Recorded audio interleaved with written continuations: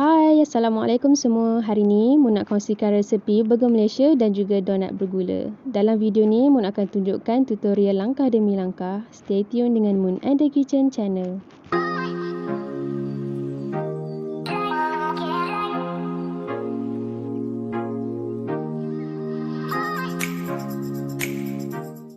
Untuk langkah yang pertama, kita perlu kembangkan yeast. Tuangkan 50ml air dan masukkan 2 sudu besar susu pekat. Seperti mana yang kita tahu, yeast ni memerlukan gula untuk kembang. Jadi masukkan sumber gula secukupnya. Jangan masukkan garam sebab garam akan membantukan pembesaran dia. Mun guna measuring spoon untuk masukkan yeast. Boleh dapatkan measuring spoon ni di kedai Mr. DIY. Menggunakan measuring spoon ni, Mun masukkan 1/2 sudu besar yeast ke dalam larutan susu pekat. Kemudian kita biarkan sehingga kembang. Beralih kepada penyediaan tepung gandum, sediakan 380 gram tepung gandum, kemudian pecahkan sebiji telur. Tips untuk melembutkan dough kita adalah kita kena kacau kita punya telur tu sehingga dia sebati. Sediakan mangkuk yang besar, masukkan 260 gram tepung gandum, kemudian tuangkan larutan yeast yang dah kembang tadi. Masukkan 2 sudu besar susu tepung, kalau tak ada susu tepung tak apa. Masukkan telur, kemudian masukkan 180ml air dan juga secubit garam. Dah boleh menguli. Bagi siapa yang ada mesin, boleh biarkan mesin buat kerja. Mun guna tangan je. Jadi bagi siapa yang guna tangan, pastikan kuku kita dipotong pendek, tangan dibasuh bersih dan juga barang kemas ditanggalkan dari tangan. Masa ni dough memang akan nampak cair, jadi masukkan tepung gandum selebihnya.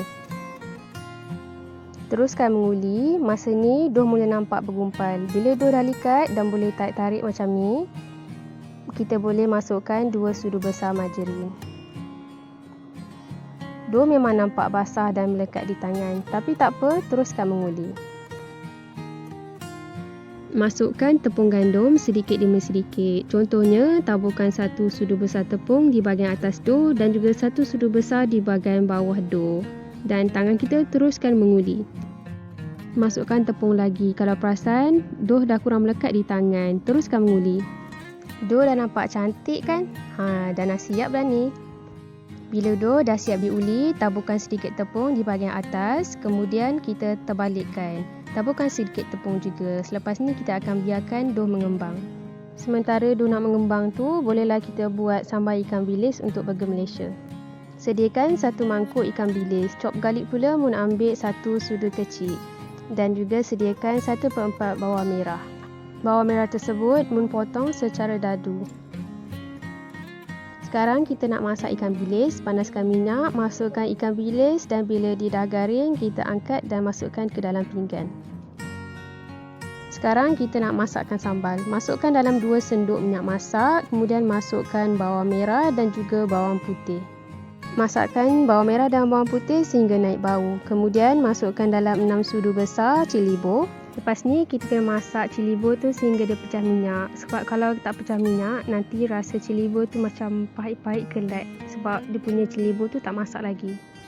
Masukkan sedikit air sekiranya kita nak masakkan sambal tu lebih lama untuk pastikan betul-betul dah pecah minyak. Kita akan dapat lebihan minyak yang agak banyak. Jadi lepas ni kita buang minyak dia. Ni Mun dah buang sikit minyak yang lebih tadi. Masukkan air dan juga tuangkan sedikit air asam. Kemudian masukkan gula dalam 2 sudu.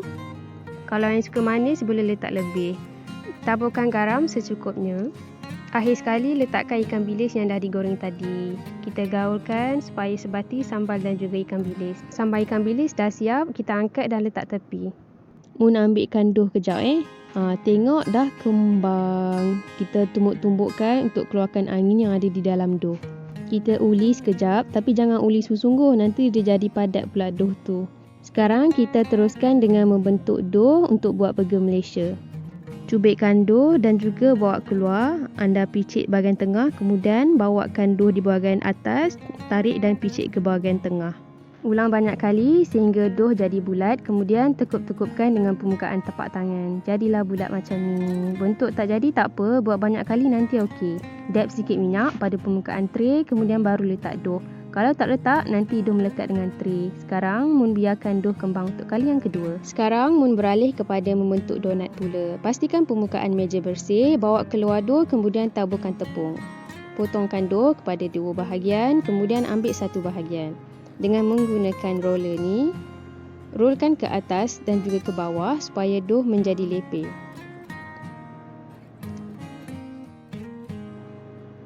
Kemudian taburkan tepung di bahagian atas dough dan juga di bahagian bawah dough. Kemudian roll lagi untuk dapatkan permukaan yang rata. Menggunakan pelekap donat, lekapkan satu persatu di atas dough. Dapkan minyak di atas tray, kemudian baru letakkan dough donat kita. Sekarang Mu nak ceritakan teknik menggoreng donat. Panaskan minyak di dalam kuali, masukkan dough. Kalau boleh jangan masukkan dough terlalu banyak, cukup 2 saja atau 3. Semasa menggoreng dengan minyak yang panas, kaupkan dan tolakkan minyak pada permukaan dough. Dough akan mengembang dengan cantiknya. Berbeza kalau kita hanya letak dan terbalikkan. Bila di bahagian bawah dah masak, kita terbalikkan dough.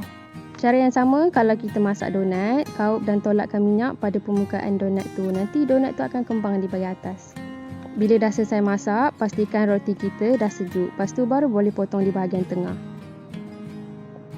Kemudian masukkan sambal ikan bilis di bahagian tengah yang dah dipotong tadi. Kalau buat sendiri mesti nak letak sambal lebih kan? Ikutlah. Masukkan potongan nipis timun. Kemudian kita punya burger Malaysia dah siap.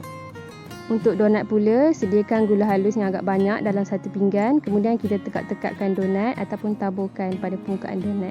So, letak dalam pinggan yang lain. Akhir sekali, burger Malaysia dan donat bergula dah pun siap.